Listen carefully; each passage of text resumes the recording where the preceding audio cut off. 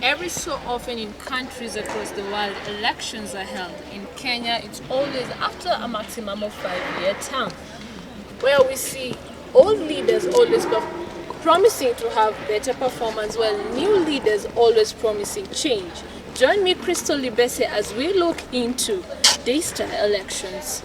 Here in Daystar University, the situation isn't much different. Every year in April, Daystar University holds elections for the Daystar University Students Association, commonly referred to as DUSA. This year's contestants took it a notch higher and used many tactics, from freebies to one-on-one talks with the students. Of the 24 contestants, 7 were elected, while those that won continued on to victory.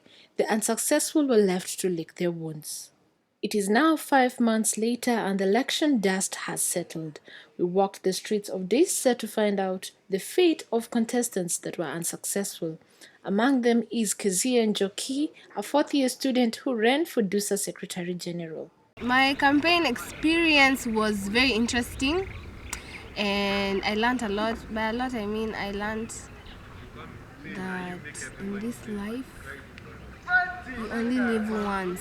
So you do things that you like. I was testing myself. I wanted to push myself to the limit, and I knew from that day henceforth that in this life I can do anything I set my mind to.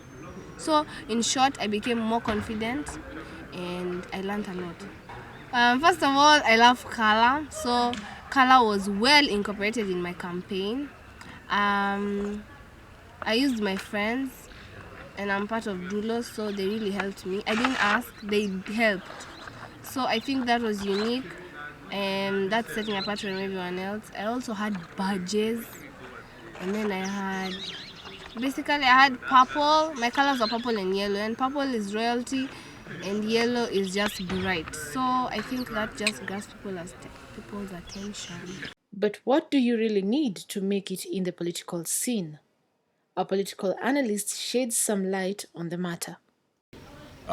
First thing, for somebody to prosper politically, one thing you need is none other than courage. So long as you have the courage, that is what it takes in politics, because you will have to face multitudes of people, you'll have to face tough times, but what will make you move from one level to another is the courage itself. So that is the first thing, let alone finances. Finances come later. But another thing that in the current Kenya, what somebody would also need to some extent is the cash that will fuel you from one place to another, will let you move from one direction to another, so that you meet various people that you want to meet, so that you can facilitate your campaign to run smoothly. Then you must also be versed with real issues on the ground. These days people don't go for tutawajengea barabara. No, people go for real issues. Can you actually solve the problem that affects the people on the ground? Why do I think I lost? My opponent, he had a very interesting strategy. He had this tactic where he gave the students what they wanted to hear, and no one even knows what he said. If you ask people what did he say he's going to do, he never said anything like that, but he gave people what they wanted to hear. There was a lot of drama, because of what was happening in the former government. So since he was part of it, he pulled himself out of that government.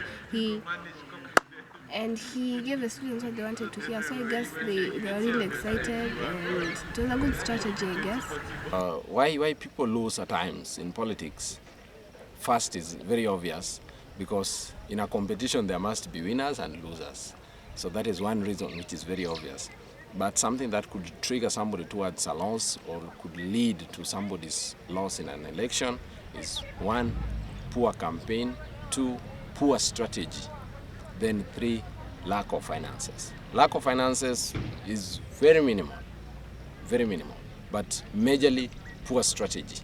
Once you have poor strategy, you've already lost it. You cannot have good campaigns while you have poor strategy. That is why people basically lose elections. Other people lose elections because of mere propaganda that the opponents use, and that one still goes back to strategy. Because meaning, if you cannot counterattack the propaganda your opponent is using against you. Therefore, you have poor strategy. Despite what the election results held, life had to move on. While some shied away never to return, some picked up the pieces and opted to soldier on and join the political scene again. So I'm up to a lot. I'm in the sports committee, I'm the marketing coordinator. I revived cards, it's in the works.